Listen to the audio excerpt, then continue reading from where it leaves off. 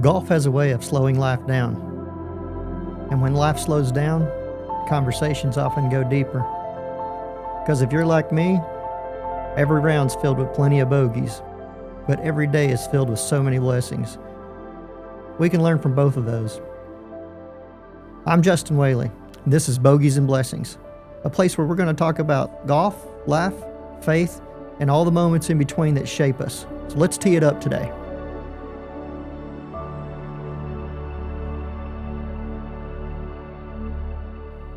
Welcome to Season 1, Episode 7 of Bogeys and Blessings. Don't walk alone.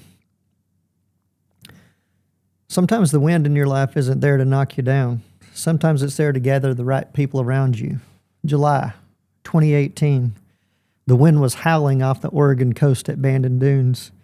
Not a gentle breeze. For any of you that have been there, you know what I'm talking about. Not the kind that just moves a flagstick. I'm talking about the kind of wind that'll knock a golf ball 20, 30, 40 yards offline. A wind that'll move a putt 3 feet.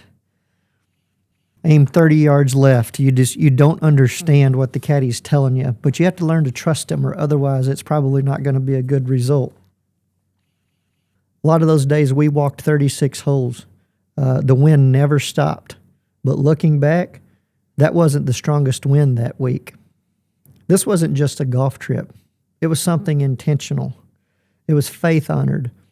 My good friend Brian Sieb and I had prayed about this for months before. We had an idea called Two Sons. It was a way that we could take intentional golf trips with our buddies. We weren't building a brand. We weren't building a ministry. It was just a conviction.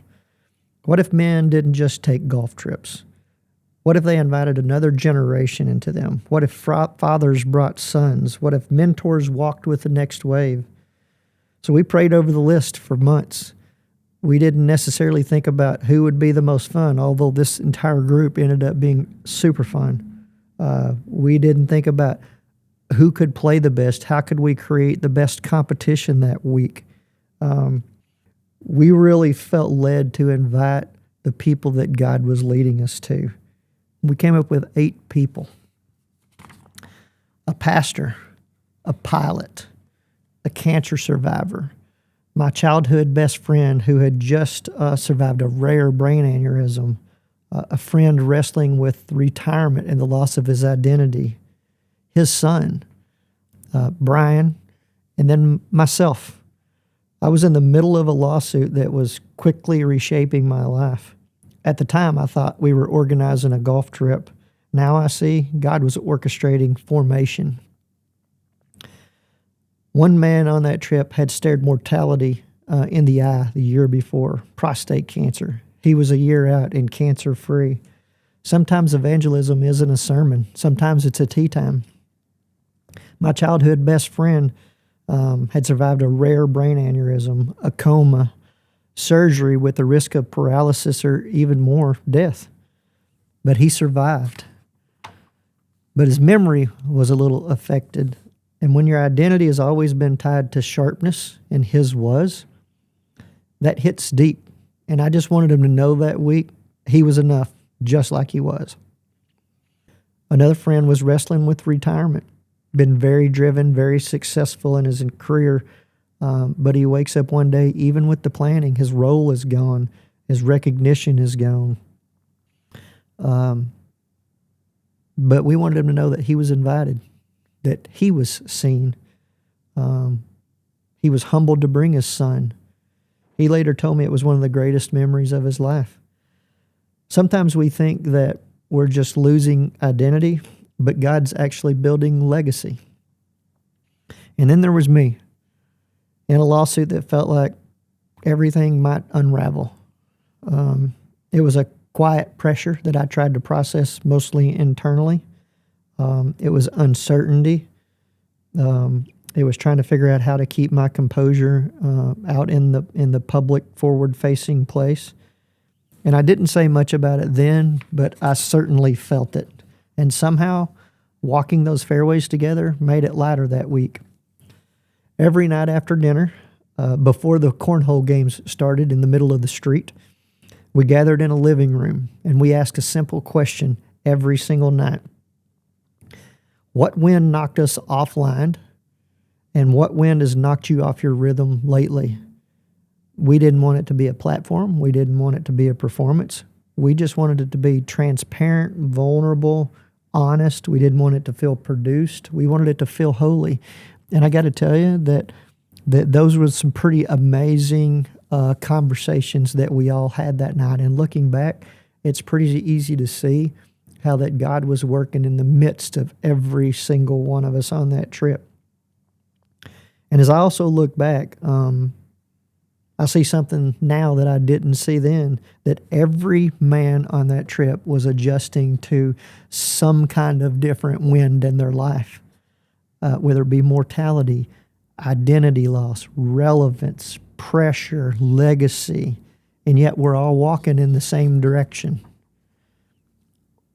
We don't always like the wind, especially those of us that are true golfers. Wind is not your friend typically on the course. It's incredibly unpredictable. It's incredibly hard to manage. Oftentimes it causes you to overthink. But if God's presence is with us, whether it be on the golf course or in life, I think we can trust wherever we are, because even though we don't know where the wind's coming from, we don't know where the wind is going, He knows where it's coming from. He knows where it's going. He knows where it's going to take us. Sometimes the wind isn't necessarily there to knock you down or to cause you to overthink. Sometimes it's there to just gather the right people around you. So as we finish today's round and look at the flagstick, let's look at John 3:8. The wind blows wherever it pleases. You hear its sound, but you cannot tell where it comes from or where it's going. So it's the same with the Holy Spirit. Sometimes we don't understand the winds we're walking through. We don't understand situations that we're in. It's like the season with my parents that I talked about in the beginning. I certainly don't understand that. But what I do have faith and trust and a deep peace in now is that God does know that. So no matter where the wind's coming from, where the wind is blowing, or where it's going to take us, I'm positive that He knows all of that, and He'll provide all we need as we get there. So often those winds are the very things that He uses to bring us to the right places, bring the right people together, to shape us, to refine us, and to remind us that we're never, ever meant to walk alone.